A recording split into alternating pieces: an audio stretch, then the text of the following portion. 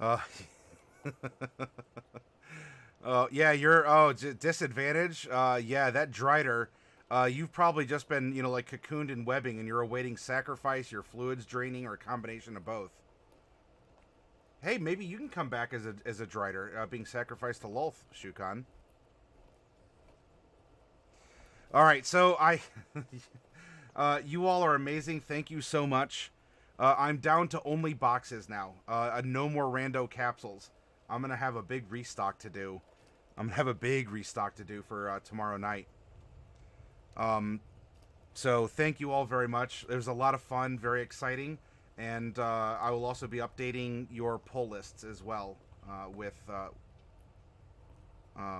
that. And so I figure, in the meantime, between opening boxes, which honestly, a part of me thinks that maybe. Oh, did I miss something? Sorry if I did. Oh, a vinyl mat. Yes, yes, yes, yes. All right, Shukan, I'm gonna make a note on that, and I will pull one aside for you tomorrow because I have to go to the store anyway because that's when I might be getting some things restocked. It was kind of a late order week, and then of course I was really sad that they didn't have any Avernus. So vinyl mat for Shukan at the store. There we go.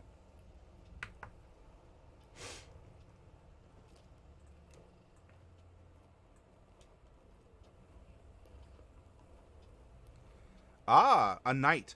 So Oh Sheeps, by the way, as a newly sorted mod, there are draws from the deck of many things in chat that can give circumstantial bonuses. So, for example, something that we've done if someone pulls the knight, sometime before the broadcast ends, Custos Lupus can invoke a dungeon, and then before rolling, he can say that he's using his knight to either turn disadvantage into a straight up roll or a straight up roll into advantage.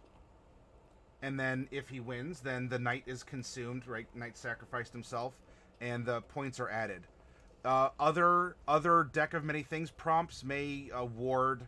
If it says you can draw an extra card, you could throw them 50 extra EXP so they can draw again without a penalty to their EXP.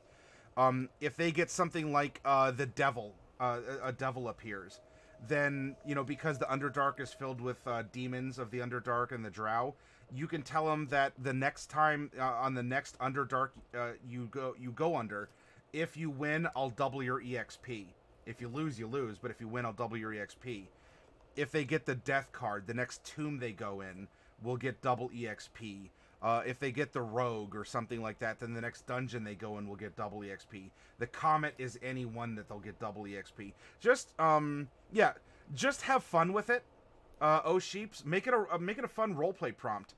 And if you can find a way to somehow link it to an adventure, then have fun. Yeah, enjoy it.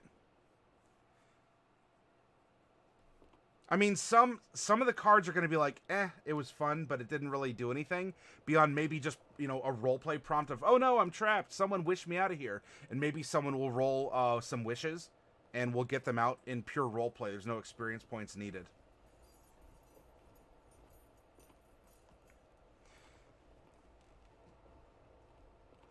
Yeah, it's nothing that's necessarily official. It's just a fun thing you could do on the side, oh sheeps.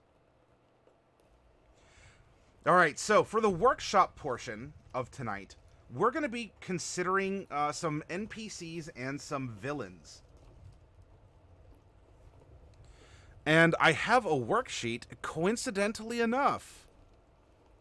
I have a worksheet for just that.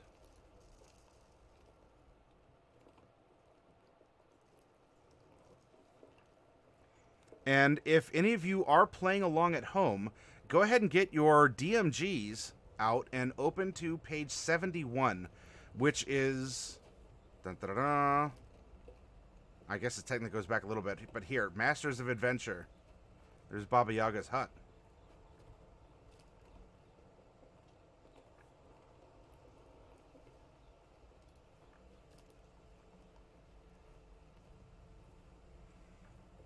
Now, for just straight up NPCs that you've seen us do in this workshop before, there is a particular section a little bit further in Chapter 3 about creating non-player characters, and we're going to get to that. All right, Tamrick, thank you for joining us. It was good to have you.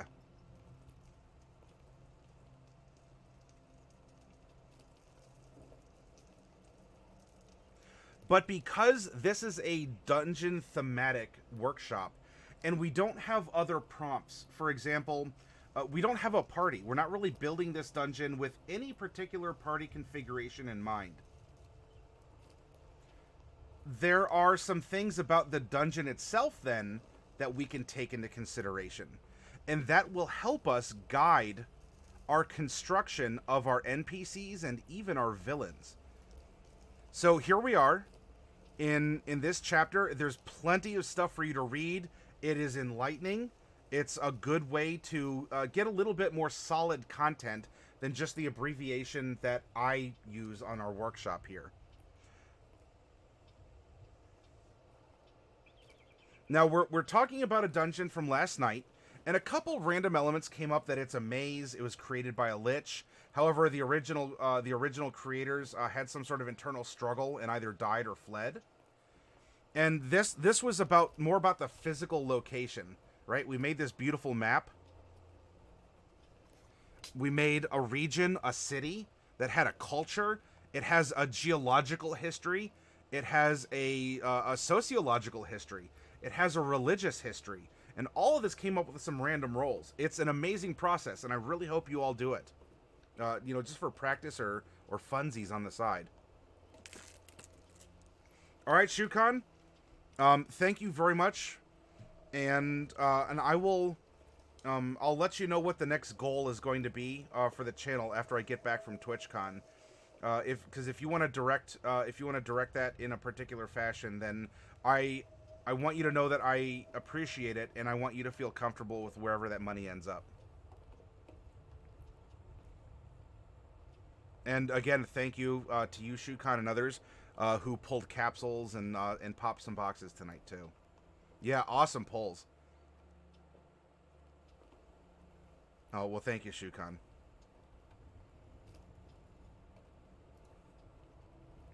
So, what is the goal of the dungeon going to be? We have some from our other document. We have some information about the dungeon, but what is it? What is its current purpose, if not its historical purpose? And so here we have a D20. The dungeon goal is 6. Retrieve a stolen item hidden in the dungeon.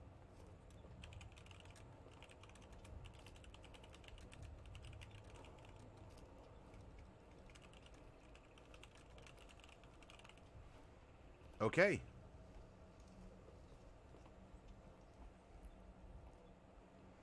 Now, if you wish, there are some other charts here. Is there some sort of a sub goal? Like, while you're at it, could you do something else for us too?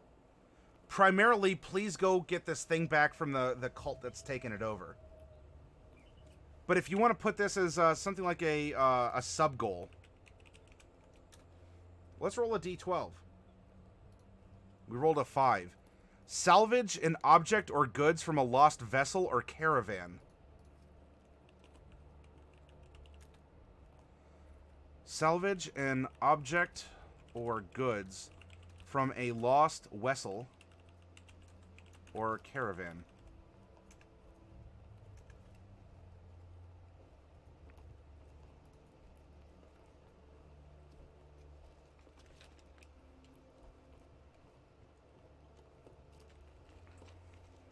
Now, we're saving the adventure villain for when we do villains.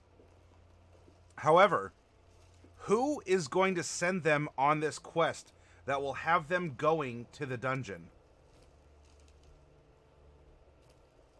Oh, you have a question. In combat, if you're giving another character a healing potion and making them drink it so they heal, is that a bonus action or a full action? I'm guessing a full action.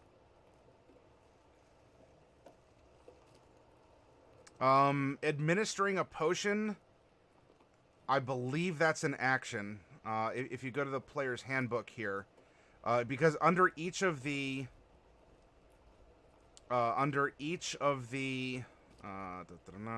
combat actions.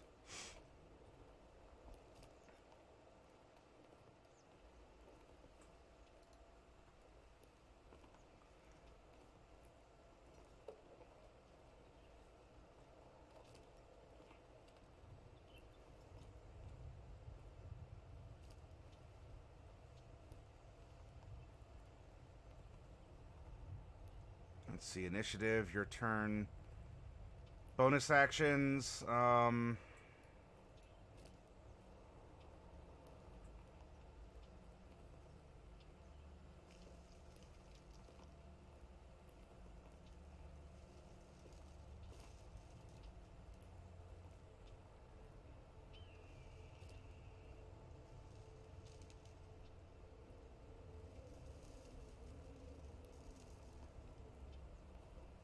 yeah. If you want to interact with a second object, you need to use your action. Some magic items or other special objects require an action to use. So you'd have an item interaction, perhaps to draw the potion off of your belt. Now, if it's buried in a backpack, that itself might take an action. But if it's something that you can do along the way, you can use that item interaction, and then to interact with your compatriot would be an action. Interacting with objects around you. So let's see, open or close a door, draw a sheath of sword. Draw a potion from your backpack. So this is in tandem with your movement and action. So these are things that you can do along the line, like along the way. But that's just draw a potion. To administer a potion would then probably be your action. So you can draw while moving and administer it as an action. However, I have seen it as Sheep said. Some tables run it as a bonus action. Some tables run it that, whatever, it's a potion. I don't care. It's a free action. It's in the book. It's all around here. If you have your player's handbook, it's on page 190.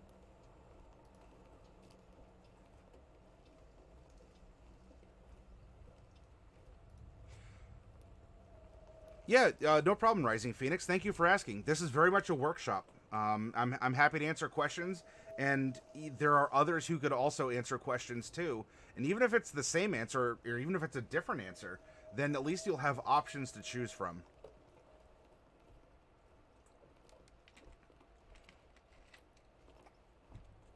So yeah, along your move, you use an item interaction, then your action to administer it. But you know, if you play on D&D time, like on Friday, if you play on D&D time, they do potions differently. So it doesn't hurt to ask your DM how they work with small objects like that. Yep, their website is dndtime.stream. Which, by the way, tomorrow I will be on D&D time, but I'm playing in the 3rd slot.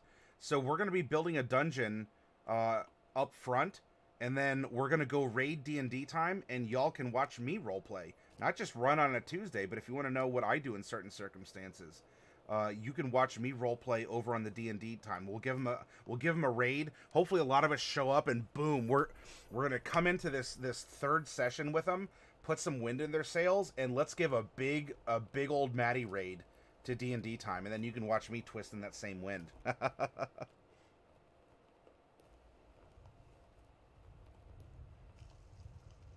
About today's Unearthed Arcana,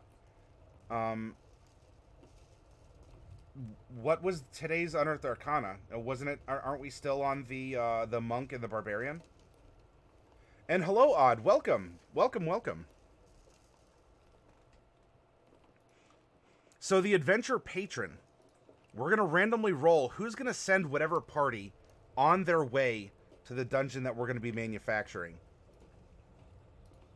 We rolled another 5. It's a military officer. Well, this place is known for their strong warriors. Oh, there's a new one today? I have not taken a look at it then, PV.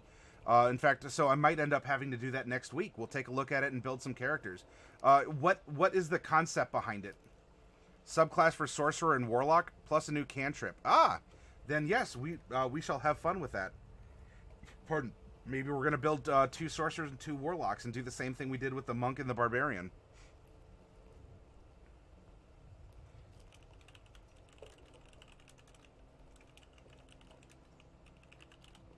A military officer. So some of this stuff we've already done. You know, flesh out the location details. Been there, done that, and we have the map to prove it.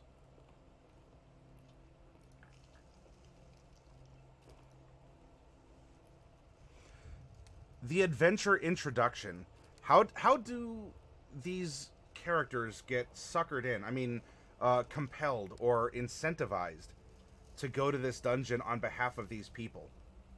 Because presumably they're reaching the city of Palisades for some reason that probably doesn't have much to do with the local culture, but they're going to get roped into it because that's what happens in D&D, right? And so this is our adventure introduction.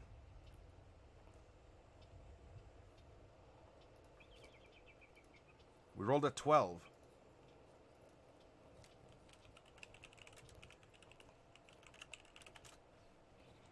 I'm going to scoot this over. So you may not be able to see everything typed, but I got to be able to see. All right, here we go. A ghost appears and terrorizes the village. Research reveals that it can be put to rest only by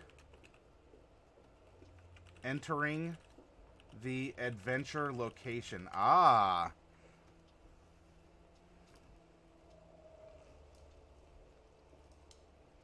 I think I may still have 1 fairy dragon left. I may. I'd have to double check for you, Bubonic One, because those numbers are not necessarily accurate.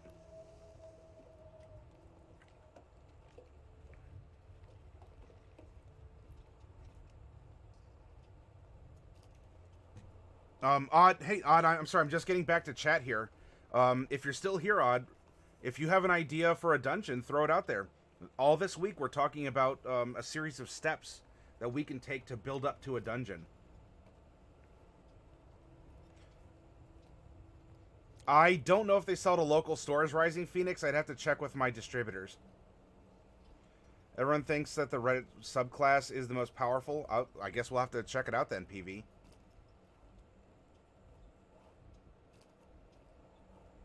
But yeah, Odd, if you're still around, please share the idea.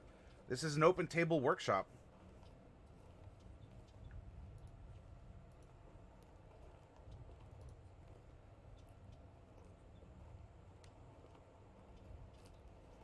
Now, this is more for the overall story that we're presenting. I'm only looking at a dungeon which would be a part of an overall arc. So, Adventure Climax here, good to refer to. If you need some story building details, a great chart.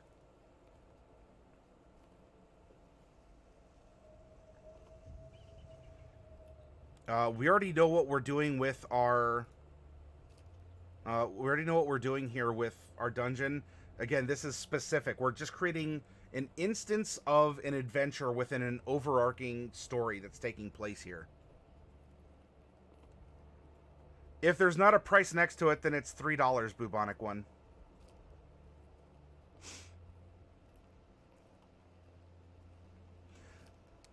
DMG gives you, how to present a mystery, how do you present intrigue, and all kinds of things. What's the framing event?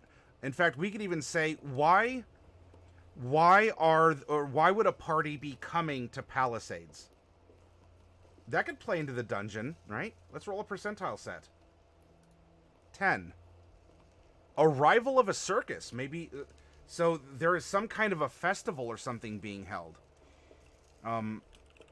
What's going on in town? Arrival of a circus. Even people out here need entertainment. In fact, maybe they're the source of entertainment. There might be people here. This is like it's a training center for acrobatics or for acrobats and others. I mean, of course, overall in storytelling, there's complications and moral quandaries. There's a twist. I'm not worried about that. We're making a dungeon, just a specific dungeon here. A Loch Ness Monster Hunting Festival. There are specifically side quests, so if you didn't want this as a goal to salvage an object or goods, then if you want something specific, you could roll this D8. But again, not really worried about that as we continue through Chapter 3. Kind of evocative imagery here. Something like this might actually need to happen in this adventure.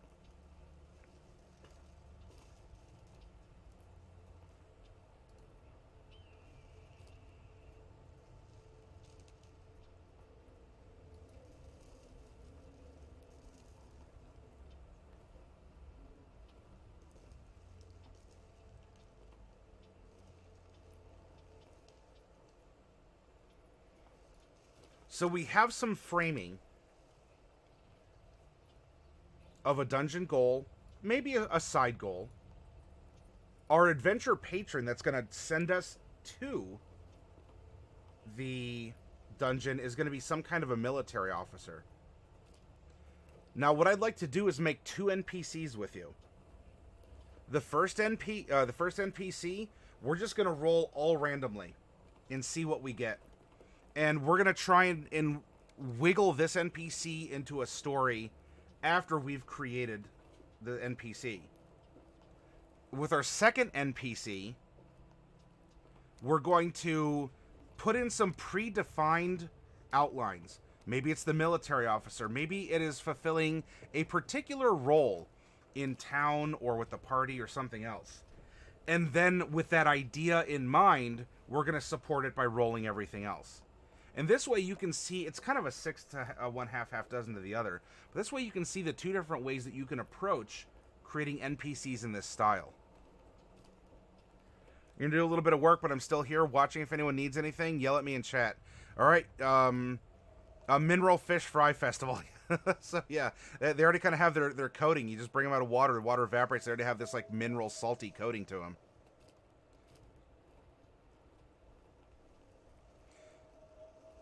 So we don't have a name yet for this NPC, but let's generate some defining characteristics, shall we? This NPC has 18. A distinctive posture, either crooked or rigid. Let's go odds or evens. Odds, it's crooked. Evens, it's rigid. Crooked. So NPC appearance... distinctive crooked posture. This could indicate perhaps an old man who needs a cane or just sort of, walks around, oh, these old bones, or a woman too. Or perhaps it kind of lists to the side, maybe there's a leg injury, and so he or she uses a cane or some other ambulatory device. I had a dream about a crooked-stanced vampire while I was napping. It was wild.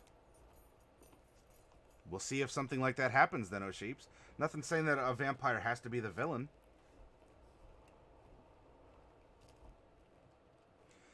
Now, the abilities, we're going to roll 2d6. Or rather, I'll just tap this twice. Its high ability is intelligence. And its low ability is strength. That could lead to the posture. That could go back to perhaps we're dealing with an elder. Someone who's lived a full, long life, has a lot of wits, but their body might be, getting towards the end. And you'll notice, I don't have the scores here. All I know is that int is high and strength is low. Now, that said, int could be 18 and strength could be, 14. Ooh, technically, it's high and low. But overall, this is a very above average character. Or strength could be 4. And intelligence could be 24. These are prompts to get us to think, to help define a character by pulling them and defining them from the mists of creation. Now, what kind of a talent does this NPC have? Roll a 20. 6. Great with children.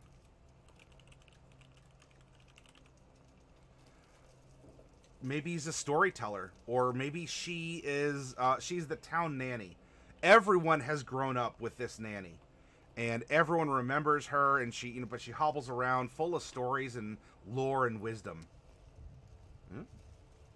Think we're pointing ever closer to a compelling character?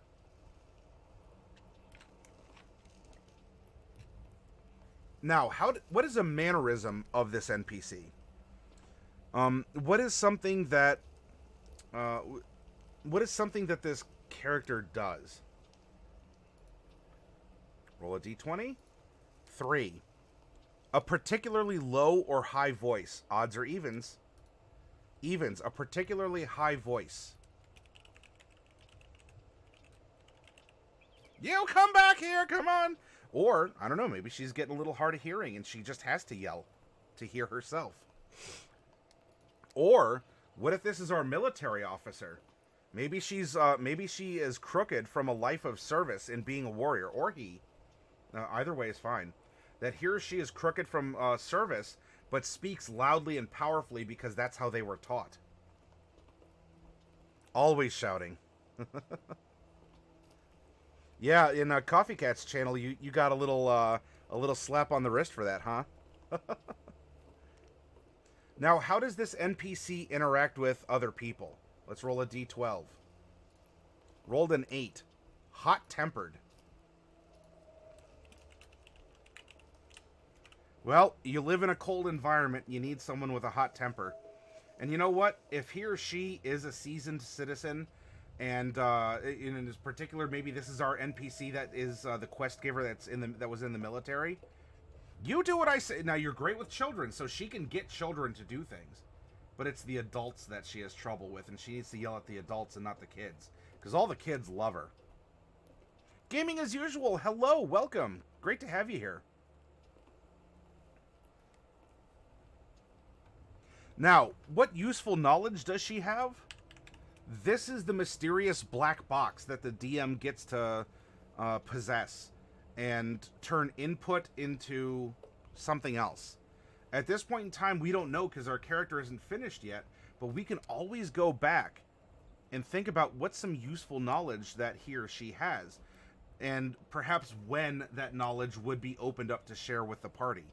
Before the dungeon, after, maybe a psychic communique, during, that kind of a thing.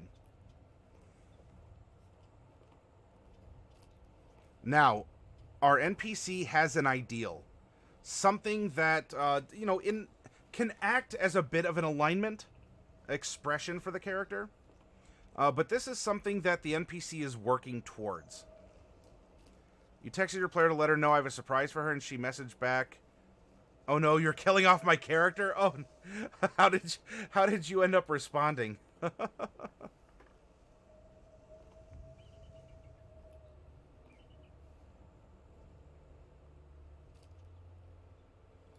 We're going to roll 2d6 to locate her or his ideal. 2 and 1. So good. This is an evil ideal of domination.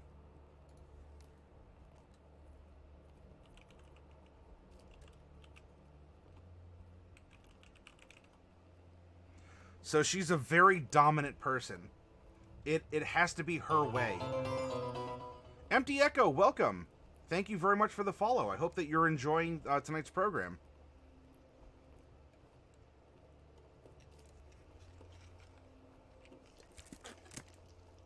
If I was a DM, I'd get a get well card for their character if I was going to kill them off.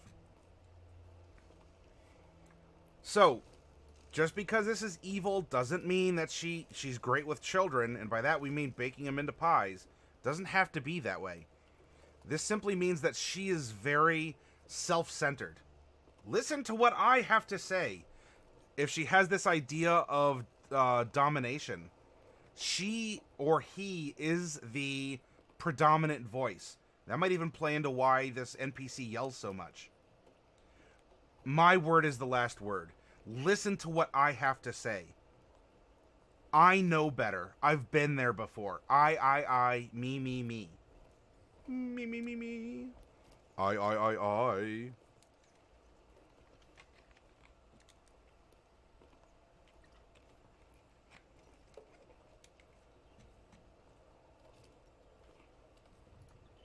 I was happy to do so, gaming. Now, this character has a bond to the world, as we all do in some way. This character's bond is 10. Roll twice, ignoring the results of a 10. 4 and 3. So if we're super bonded to the area, that might, again, lead to we have an elder of some kind. Loyal to I'm going to roll a D3 for benefactor, patron, or employer. Loyal to an employer.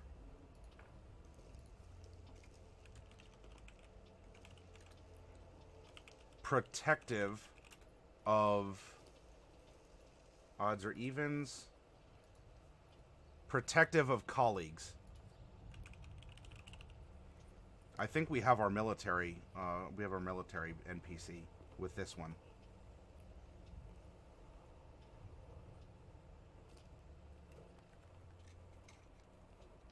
Employer hostess. In what capacity, gaming? Now, what is this NPC's flaw or secret? He or she, number 6, is prone to rage. I think this, we have a hot-headed person, and so you could really push his or her buttons and manipulate this person easily. And by the way, I do want to bring this up. Flaws or secrets? It even says so here in the DMG. Player characters who uncover an NPC's flaw or secret can use what they've learned to influence the NPC in a social interaction. And that's discussed in Chapter 8. Absolutely. If you want to go and get rumors or dirt on people, or you just want to find out, I want to make a good impression, what kind of gift would this person like? Oh, a flower? What's his or her favorite color? Blue? I want to go get a blue flower. Now, that might not necessarily be a flaw. Could be a secret. I mean, secrets can be innocuous. They don't have to be villainous in any capacity. But don't forget that when you interact with an NPC in a world, that NPC has flaws or secrets, shares a bond to the world in some way. Someone, somewhere, or something is important to that character. And, so maybe an orphanage matron? Maybe someone who, I like the military Ben, because we have this adventure patron who is out for, I'm proving myself. I am knowledgeable. I have this knowledge. Hark is back into, are they on another break, Hark?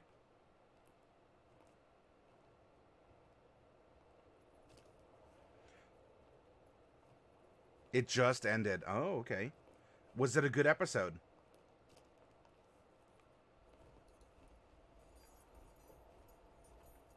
But if we take a look, we already have this character in a firm grasp of who he or she is.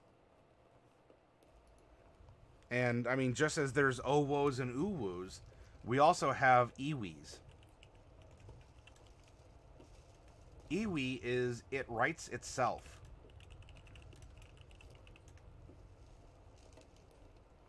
I had an NPC who was secretly in a relationship with an incubus. The only other NPC that knew was the town drunk or beggar. And of course, who would listen to such a person? Meanwhile, they're correct the whole time. It wasn't a good night for scrying spells. Oh, did someone see something they ought not see?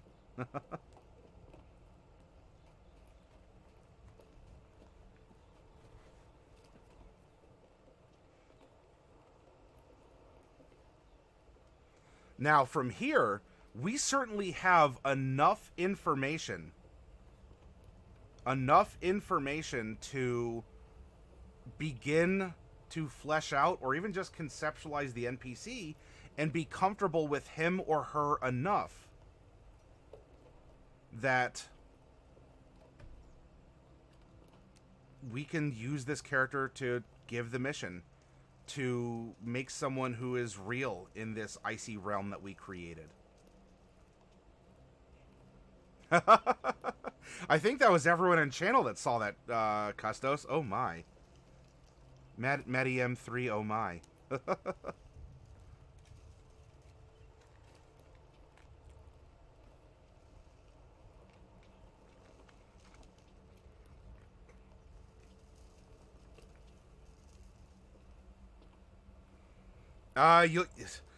You'll catch it in the VOD then, Hark. You I totally didn't save that onto my computer. Totally. Now, if you do want some more information for something like the occupation and history, and you don't already have an idea, may I suggest the following to you? Let's bring up the randomizer. Now, we don't have to do a huge in-depth thing. In fact, we already have elements of the personality and such fleshed out in a different fashion than we do with our player characters. So if we open this up, now we know the dominant race. The dominant race is tieflings, particularly Stygian tieflings, cold tieflings. There's also this half-elf minority, but it's a majority minority. And there are also drow that we're talking about that live here. And these are drow that worship Elistray. So they're exiled from the Underdark. They're hunted by their fellow drow for daring to worship a good goddess. Well asks, how do you play? D&D is easy. Dungeons & Dragons is a storytelling game. So if you get together with friends or family and you're having fun telling a tale, that's how you play and that's how you win.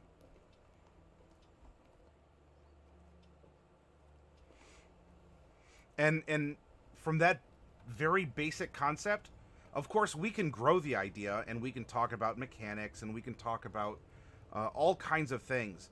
But just keep in mind, well, at all times, D&D is a storytelling game, and if you're having fun, you've won.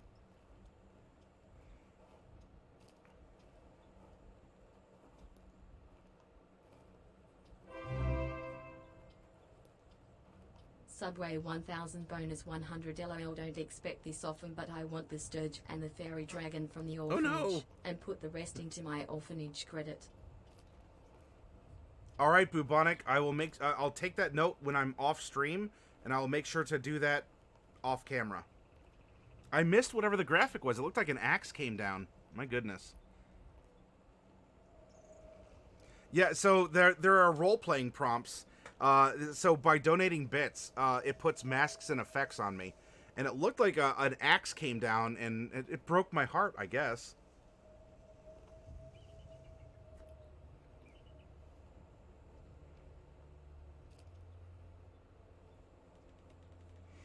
But yes, well, you can find games in many locations.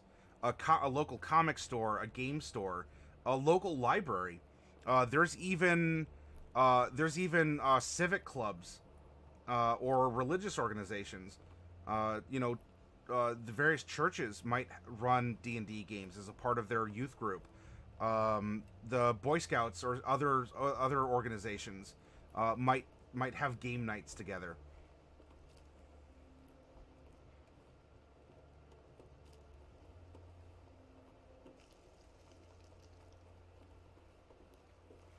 So there are 3 different major options that we could choose from. Now, ultimately, if you want, and I think we're actually going to do this for our second NPC, because this one is lining up really well to be a local.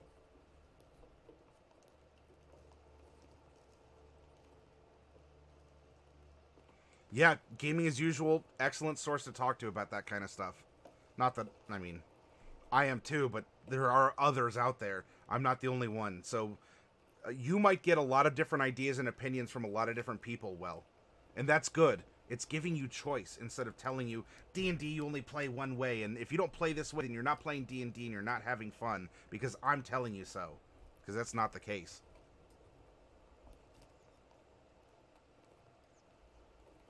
New comic shop opened right across from the game store I go to for D&D. Oh, did you get a chance to explore it, Hark?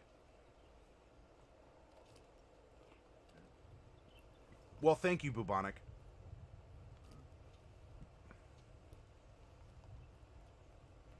So let's roll a D3.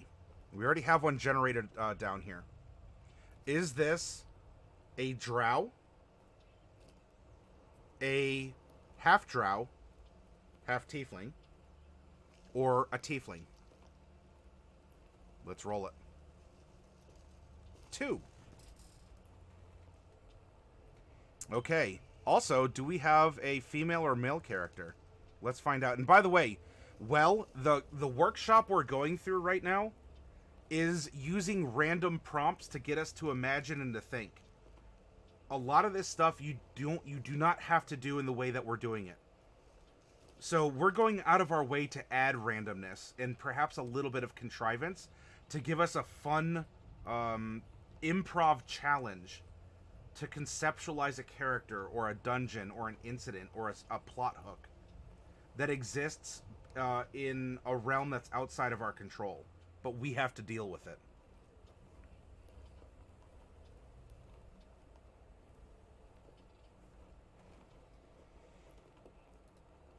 $74. All right, so we have a male half drow, half Stygian tiefling. We don't need to worry about the alignment. We have our ideal. And alignment, especially in 5th edition, alignment isn't a huge piece of the character. That's why I relegate it to the alignment is how... Think of it how your character expresses him or herself. It is the exhaust of what makes it from the brain to mouth filter. Not worrying about level. Not worrying about feats or ability scores. Now, for things like occupation and history, we can certainly roll this up if we so choose. Now, all of the backgrounds here are open. However, we're going to scale this back to Player's Handbook, because that's what we were using for the races, and we're keeping things simple. You can always add options. But for here, we're going to open it up to the Player's Handbook.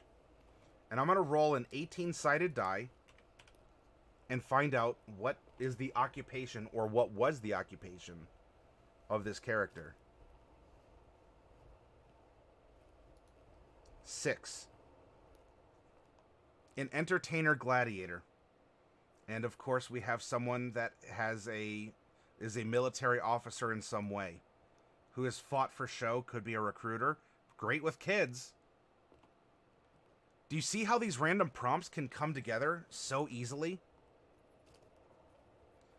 Going to Waffle House? Oh, dude, gaming. Like, can I get some hash browns? All right, everyone, pile up. Gaming is going to come by and pick us up, and we're going to continue the workshop at Waffle House. All right? And by the way, I will say, if any of you have like a local like 24/7 diner, you know, like whatever, like, you know, family-run greasy spoon is around you all, paper placemats, especially with little grease spots or a ketchup stain, make for wonderful campaign planning sessions. Or they also make for wonderful Warhammer 40k army rosters. Because you just write down your units as you're sitting there planning eating a chef's skillet at 3 a.m. with your friends, and you're wondering what you're going to run next. That works. I'll be there in 12 hours. All right, everyone. Apparently we're going for lunch. Also, if you're making it here in 12 hours, gal, don't get caught. Please. Scattered, smothered, covered in chunks, says Marlboro Man. So clearly, what I need to do is go to the local 24/7 diner with you all on my phone, and I'll just broadcast from Diana's Deli. I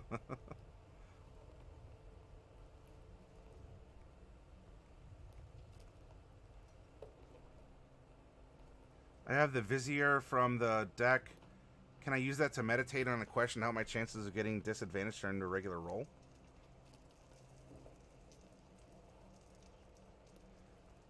I'll let you answer that one to administer that, as that's kind of a roleplay prompt.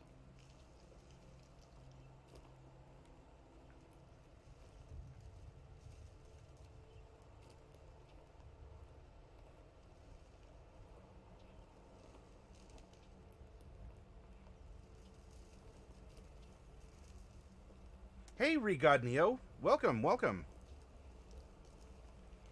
Alright, so we rolled an Entertainer Gladiator. Male half-drow Gladiator.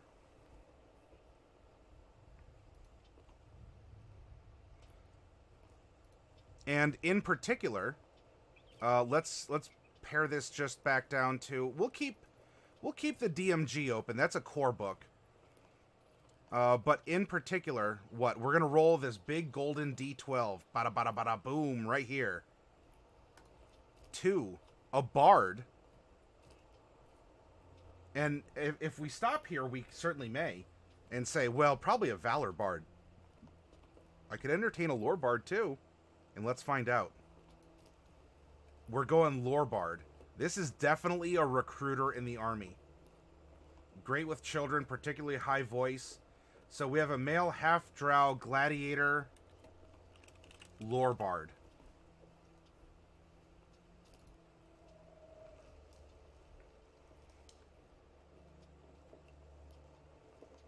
Don't need to worry about class feature sources, and I'm not worried about height and weight. We can modify that. We know that he walks. We know that he walks and is very crooked. Probably. Well, I don't know. We could roll that even if we want to come down here to half elf. That's Drow.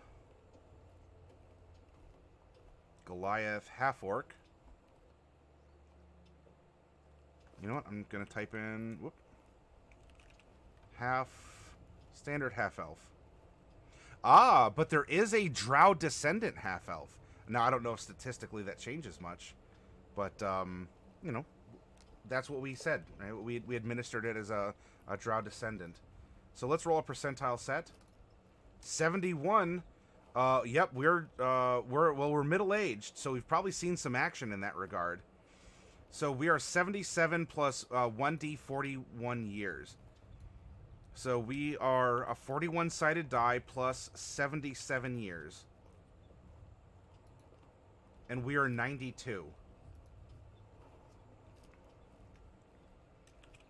Middle-aged at 92 years old.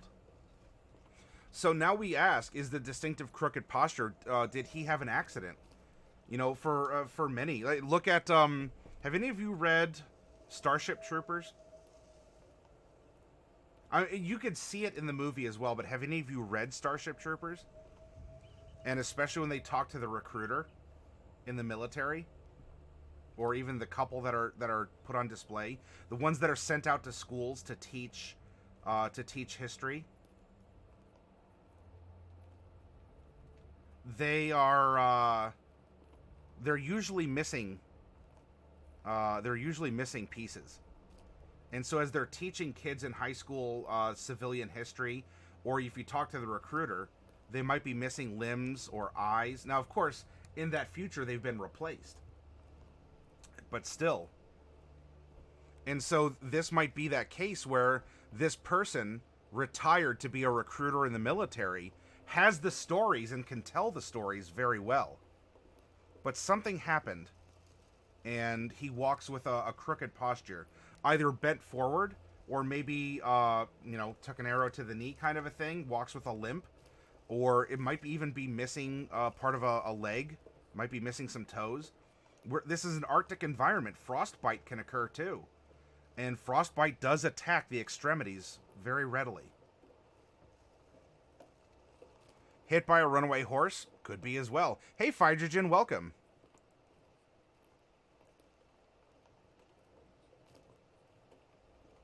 Custos Lupus is super dead. Oh, rip your rolls. But you come back as a female fairy rogue. Oh my.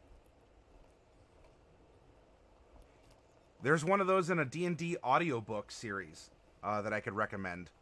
It's a White Plume Mountain and a couple of the other adventures. I think Keep on the Borderlands too. The narrator gives her a very sassy Irish accent, and that fairy definitely doesn't. That fairy doesn't fool around, except with the one person. Keeping it PG-13 though. Hey, Coffee, welcome. I hope that you enjoyed your session of your coffee fix, your caffeine fix. I'm sorry, drawing a commission for O'Sheeps. But also, I hope that you got to enjoy Critical Role tonight as well. Refry is back.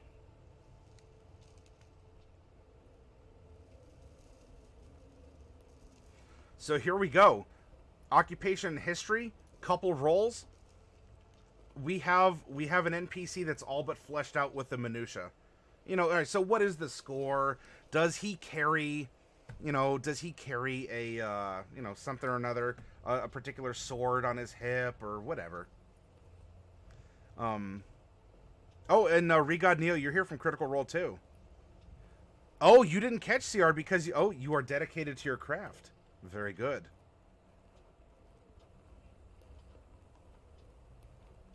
By the way, Coffee, the $60 prize goblin was drawn tonight by Donnie Sorrow, and on top of that, there are no more capsules left. And so when I refill the capsules for tomorrow night, all 3 prize goblins are going into it.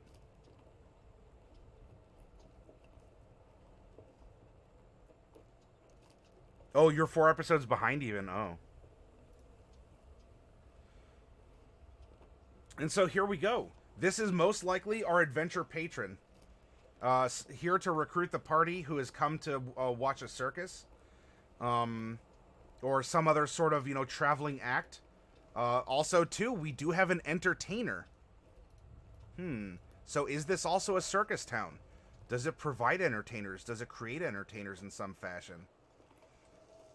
Again, if we can have Owos and Uwus, we can have Iwis. It writes itself. This is all coming together. It's working very well together.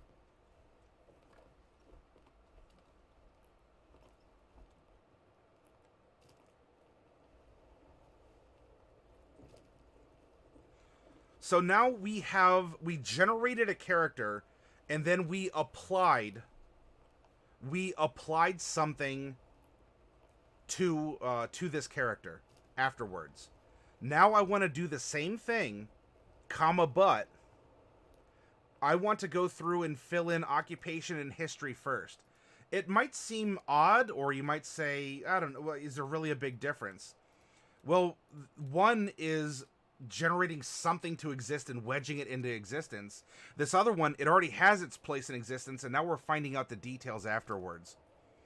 And I saw Gaming as Usual might have offered, I saw something about a hostess, or what would be another NPC that would have something to do with the settlement that we created. Now, we could reference the map, or in particular, because the map was referencing this, we have an Arctic grassland area. It's inspired by the Ainu that are natives to Japan. So it has an oriental feel. It is a feudal tribalism hierarchy or a governance.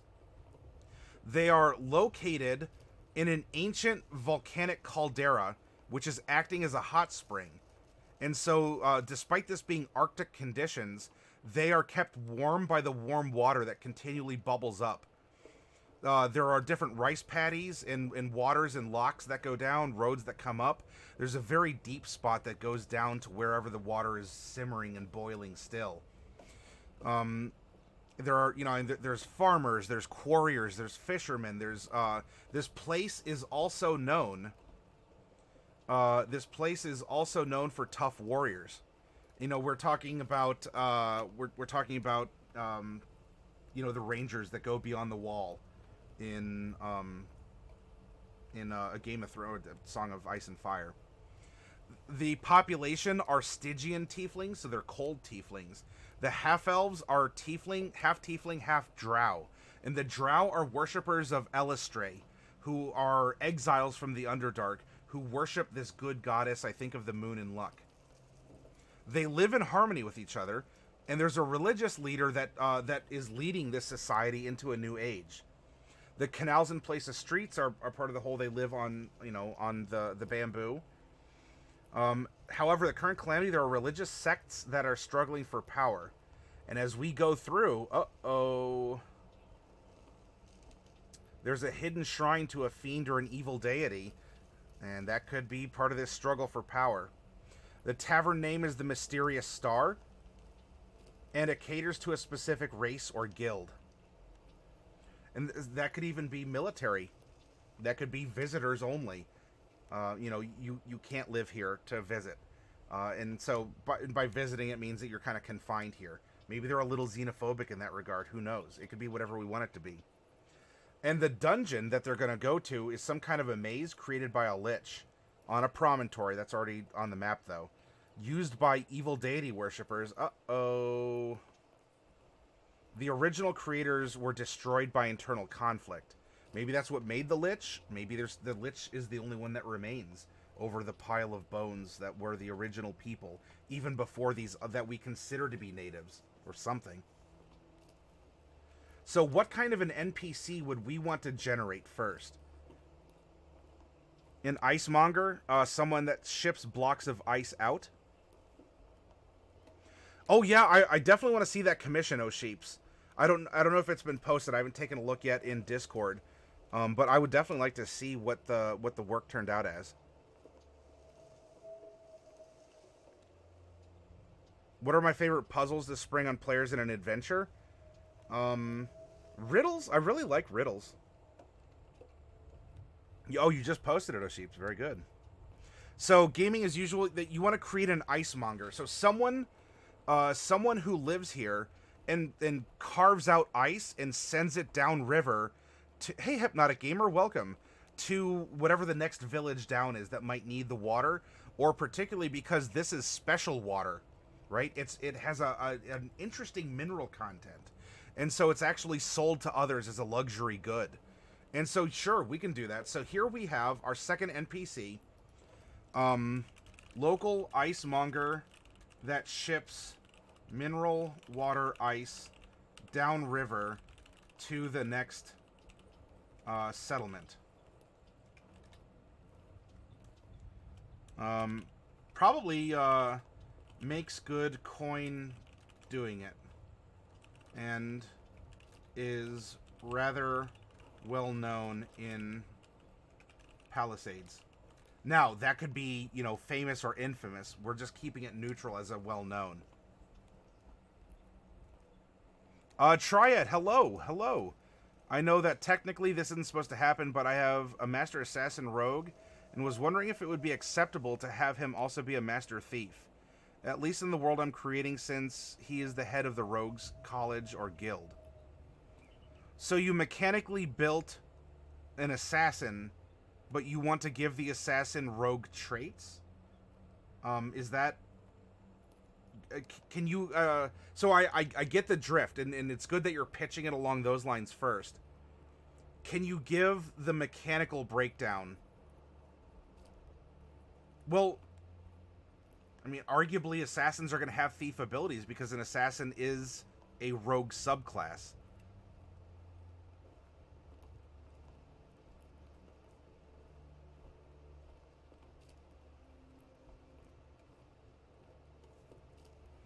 You say that they have to be missing fingers due to frostbite? We'll see. We'll roll that up, and that could very actually. That I think that's one of the results even gaming. So how auspicious would it be if they got that result? But if not, we can still, maybe he wears prosthetics, and so no one really knows, or he's always wearing gloves and actually might be missing fingers, but no one knows about it because he or she never shows it off.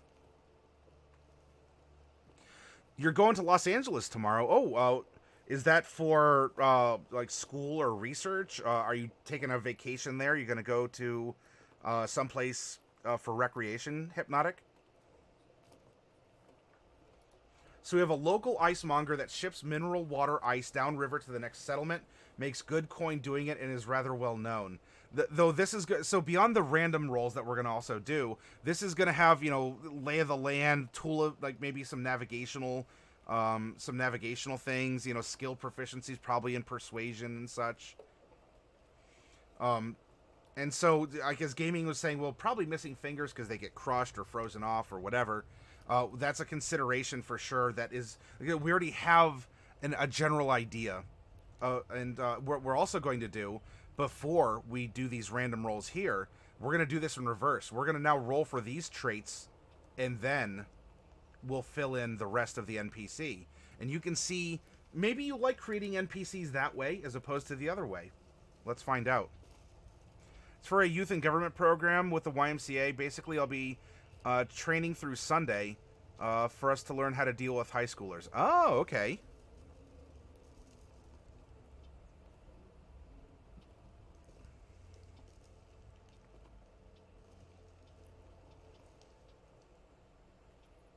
Thief abilities that are only available to thief subclass that would help out with assassinations. It's ultimately a talk to your DM to see if you could swap it out, because the subclasses get abilities at the same rate. And maybe your dungeon master might say, yeah, I'll let you, you know, at this level go ahead and take an assassin ability, at the next level take another ability. Also, don't let the terms thief or assassin dictate that thieves aren't assassins. They absolutely are. In fact, there's a background that is assassin, effectively. And you could be a druid, but you're an assassin. So, don't let those words color your perception of the feats, or not the feats, the traits that open up to you. Just because you're running a mechanical rogue thief doesn't mean you aren't an assassin. You very much can be. Just as you might have the skill set of a rogue assassin, and you might be some kid who just survives on the rooftops and is good at getting out of trouble, and if someone messes with him, you know, can give him a real stinger and run away. And so you're an assassin, but you don't kill anyone. You just want to do enough damage so that they let you go and you can run. But ultimately, if you want to mix mechanics between the two, that's going to be a call for your dungeon master. And if you talk to your dungeon master about it, have an idea for where you want it to go, and propose perhaps a trade. If you're willing to go back and forth with me on this, then I would be willing to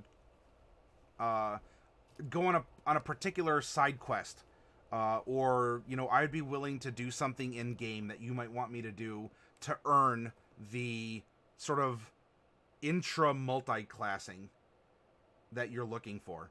Does that make sense, Triad? Because if you approach your DM with the question and the proposal, and if you're also extra thoughtful about backing it up and even being willing to bargain, you might often find more yeses than nos. Your fiance wants to start a D&D game. You actually used to be a DM, but I have not. I have been a player in the 2 times that you've played. Any tips? Tons of tips, Hypnotic. But this is more of, I guess, a case-by-case basis. Oh, so you're the DM. So, I mean, if you're the DM, anything is anything. You don't need to abide by the rules in the player's handbook. You want an NPC like this that has all of the abilities? Give the NPC all the abilities. Why not? I mean, let's look at it in the most negative light. And I'm not even implying that you are. Let's say that you're making this, like, super thief. Has all the thief abilities and all the assassin abilities, and is a level 20 rogue or whatever, and the master of the Thieves Guild. And you're doing this because you want to extra murk the party, to T-pose on them and assert your dominance. I mean, you're gonna do it. You're the DM. You could just throw a goblin and say, this is the goblin of the invincible, and you all die. And again, I'm not saying that you're doing this. This is the super, like, You know, if we take it to the extreme. Yeah, if he's an NPC, whatever you want, Triad. Absolutely whatever you want. You don't even need to justify it. I mean, I trust that you're not out to just murk your PCs. But you don't need to tell, oh, well, but this is an imbalanced NPC, and it's really cool, though. You'll meet him. I won't have him attack you. Don't worry about that. Don't explain what the players don't know. You know, reveal it through the character's actions. Reveal it through the things they learn and hear about from other people. Or just introduce him. He is the master of the Thieves Guild. Automatically, that is putting him at a level above the PCs in some capacity. With connections and wealth and all this other stuff. Hey, Orc, welcome. That's good advice, gaming. And if you have more for Triad, please share it. How do I start to be a DM? I'm not sure where to start. Well, hey, these workshops are exactly for that kind of thing. We're building a dungeon. We're building stories, Hypnotic Gamer. So really it comes down to what kind of a story do you want to present? A comical story? A kick in the door, you know, there's a fight in every dungeon room? Do you want to go for like a Lord of the Rings epic? Do you just want to go for maybe like a couple one-shots? You know, feel it out. I mean, everyone's kind of like level 3, so it's nothing too, you know, nothing too fancy. You could do that as well. It depends on what you want to run as far as the story goes. You can run sci-fi. You can run sci-fi 5th edition. Absolutely. All right, so some more predetermined aspects to this character. We have a male. Now, I'm going to roll for all of these because he could be an outsider possibly. I'm going to roll a D9 and let's find out which race this character is. A 1. Ah. So we have a Dragonborn of all things. If we get silver or white, wouldn't that be the case, right? So clearly we have someone who's an outsider, or maybe he's even from the next village down, but lives in transport. So he mongers the ice and brings it to his home village, but he's very well known for paying the locals for ice. That's ridiculous. Anyway, so we have a Dragonborn of the brass for a fiery one.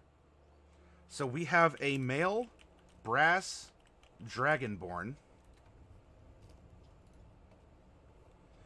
I'm not going to worry about this stuff. I'm not worried about the level. These numbers are mostly irrelevant to NPCs. With just years of experience, yes, you can flesh out all your NPCs. Absolutely. Give them stats. Balance them out if you want. Or don't because they're NPCs. It's absolutely fine. Now, for the background, as an Icemonger, he has a background of... We rolled 16. As a sailor pirate. Iwi, everyone. I should make Iwi an emote, maybe. It writes itself.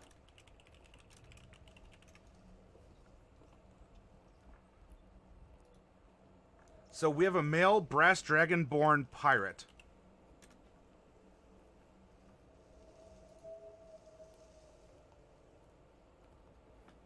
And by class, we rolled a 6 on the big golden D12, who's a monk. And particularly, a way of the 4 elements. You master fire and water and cold and wind. All of this stuff, especially with a volcano. Volcano is fire and earth, and yet wind and water are super prevalent. And so, I love it. It writes itself, everyone.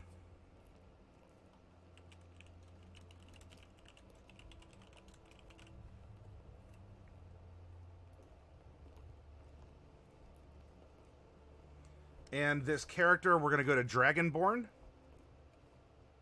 We have a brass Dragonborn, who is... just a young adult here. And so this brass Dragonborn is... Oh, whoop, I saw that floating 77. I got to get rid of that. Not 80 years old. 11 years old. Now, keep in mind that 2-year-old Dragonborns are effectively 10-year-old humans in mental and physical capacity. And so an 11-year-old would be maybe almost like a 20-year-old human. And so this kid has found a niche. It probably was brought up. It could have even been raised in a monastery, either in the other village or the local village, taught the ways of the four elements. If any place, again, would have a study of the four elements, it might be here. And goes up and down the river selling ice. Yeah, they're hatched from eggs. Of course, if you want them to be live birth in your world, you want them to lay eggs, it's completely up to you. In the player's handbook, they're hatched from eggs, and they reach the equivalent of a 10-year-old human at 2 years old. But they only have the lifespan of a human-ish. So they mature more quickly, so they have more adulthood, even though they die around the same time naturally as humans. Your druid had shared another personal moment. He's now a level 11 moon druid and a level 1 celestial warlock. Ooh, what's the story behind that? You're thinking 2100 year where robots and technology become more alive. Well, there's, all you have to do to present that hypnotic, reskin the like medieval fantasy into technology. Easy enough. There's also some supplements where people wrote 5th edition. If you want to go outside the normal rules, you can absolutely stay in the normal rules and run a sci-fi campaign. All right, so here we go. We have this. Like, everyone might look at him as a full adult, even though he's only 11 years old. You know, someone who grew up, has mastered these elements, and for all we know, this is a level 3 character. Why not? The hit points don't really matter for the NPC. A lot of these things. It could be a level 20. Maybe this is the master. Born a blessed soul, indoctrinated into the way of the four elements, infused with their power, and we have an 11-year-old prodigy that is an 18th level, epic level monk that sails down the river on ice. Welcome back, Shukan. We're finishing up our second NPC. So now we have this preconceived notion of the NPC. And now we're going to add the details. And so the details are right here. How does this young brass Dragonborn appear? Roll a d20. We rolled an 8. We rolled an 8. Gaming as usual. Number 8.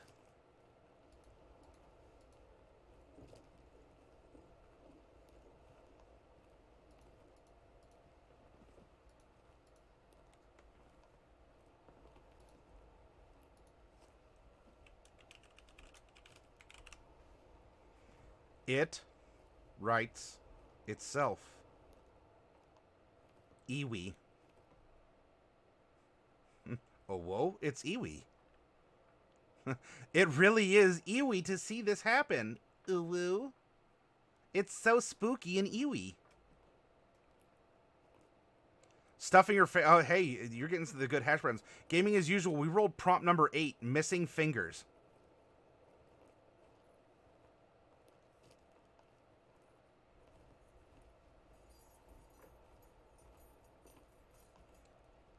Abilities.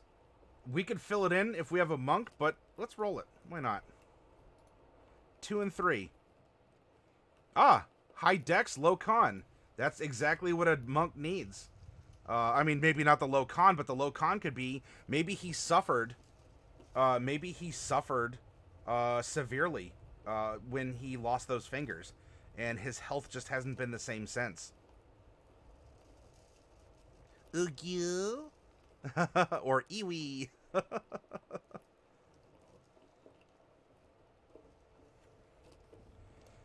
Now, what's a talent this person has? Well, obviously, we're being a pirate of sorts. Now, a pirate doesn't have to be a bad guy, remember.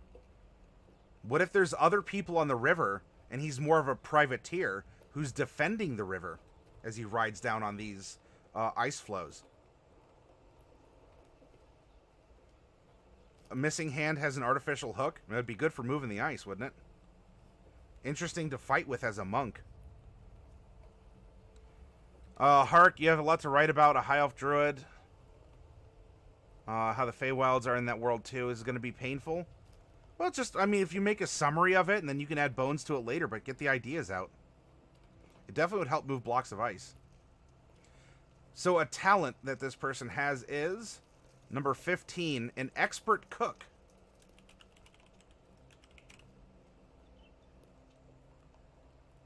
And what's a mannerism this NPC has with other people? How does he work around others? 10. Uses colorful oaths and exclamations. Well, I mean, we are a sailor. Uses colorful oaths and exclamations. Probably in Draconic. Even then, people probably still understand what's being said. And they still blush. But of course, you know, it's nice to blush when it's so cold out. Gets the blood flowing. You took time to roll up some stats for this female fairy rogue I rezzed into. Can any of the scores I rolled up come into play when I do an adventure roll? No, Custos. There's some roleplay prompts from the deck of many things that can be used, but mostly the adventures are just some fun random number generation. There's no real character sheets. Now, I'd love to actually have something like that, don't get me wrong, but I have no idea how to program a bot so that people have characters that are saved to the bot that can then modify the battles. Because I would love to do that, honestly. I just, me no bot program good. And Orc, I'll read what you have here in a little bit. I want to get through the this NPC stuff real quick. I'll read it, and then after reading what you're typing, I'm going to have to go and take a break because wiggle, wiggle, wiggle. Interactions with others. How does this person handle himself around other people? 4. Very rude. As you might expect from, you know, maybe he's become kind of a loner. Kind of withdrawn from the world after losing fingers or faith. Or found this new lifestyle of maybe claiming the river as his own. So he's a pirate in so much that he patrols the waters, he knows them, he talks to people, maybe he's driven people off who are ne'er-do-wells or doing things that he didn't approve of.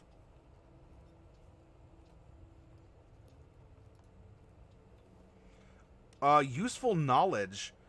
So this would be things, you know, the course of the river, its hidden ways, people and places along it to the next town where he delivers the ice. So a lot of regional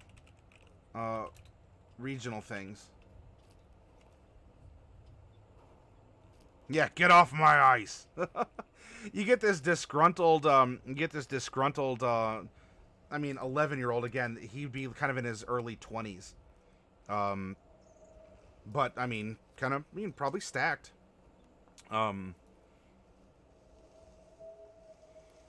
Alright, what is his ideal? What is he working towards? What am I fighting for? Let's roll 2d6. We rolled 3 and 2. Lawful and fairness. So he's very fair. He might be rude, but he's fair. You know, lawful good doesn't mean lawful nice. Yeah, he probably has. I mean, going up and down the river like that, you know, in whatever the culture is of this next town, which of course, as a dungeon master, Hypnotic, if you're still around, if you start with one corner of the world, you will fill the rest of the world. No problem. Because we could go through the settlement building exercise and make this other community. Why not?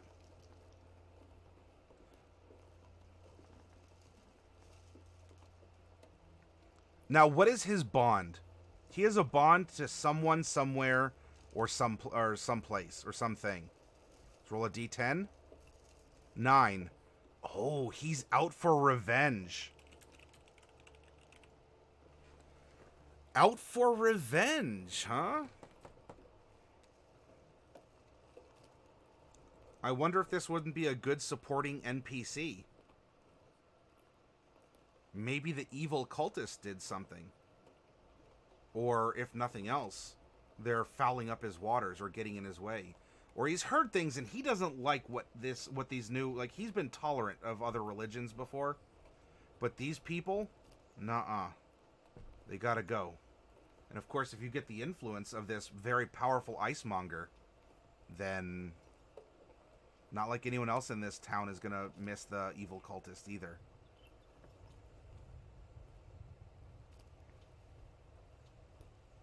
And lastly, what is... Oh, he had a wife that drowned falling through... Oh, that could be it too. So is the revenge, though, against... Now, he is a brass dragonborn, does breathe fire. That being said, though, we are in an Arctic area. He does study the way of the four elements, but I don't know if that necessarily would be enough to, you know, like shift the poles or the climate per se. But how would Out for Revenge play? He blames others. Ah, so someone who was supposed to help her maybe saved him or herself first, instead of the other way around, and so his wife drowned or something. There we go, gaming. Good clarification. Now the deck is stacked against... Yeah, the deck of many things can be fun, but there's a lot of bad stuff in it. And lastly, what is his flaw or his secret? 10. A secret crime or misdeed. Well, if he's out for revenge, then there's obviously still someone out there. What is his secret crime or misdeed? Did he kill someone when he didn't mean to? Did he... did he start out actually being a pirate? And has since retired from being a river pirate? And so actually fights against them because maybe he's seen what the river pirates do to people? That could be his crime. He used to sail. Maybe he used to disguise his scales with, like soot or some sort of like an application. And so people might recognize, oh, that's whatever, the so-and-so, from the Dread Pirate Roberts kind of the river. But now that he doesn't wear the makeup or the face mask, people don't recognize him with his shiny brass scales. And so he could have been a savage pirate before, and that's why he knows the river so well despite being so young.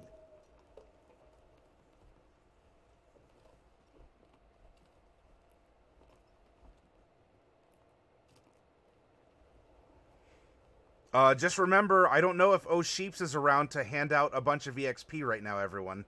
So please don't crush O'Sheeps for me.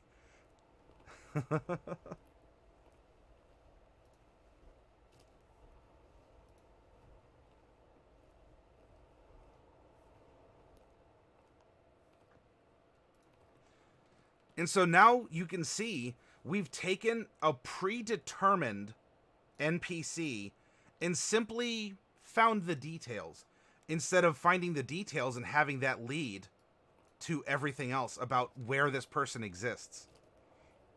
He was responsible for checking ice safety while mourning the loss of his wife. He passed out drunk and some kids died falling through ice. And that would create an interesting link, gaming as usual. In some way, maybe our army recruiter always wanted to get this character in, but he, despite even still with the disability of missing fingers as this monk, I mean, Dragonborns only have, I think they have 4 fingers, so I mean they got to watch out. So that could even provide a connection between these two in some way. All right, I gotta get up. Everyone, I gotta get up. I gotta take a break, refresh myself. I hope you all do the same. And when we come back, we're going to take the same dungeon prompt and we're gonna build 2 villains in the same fashion.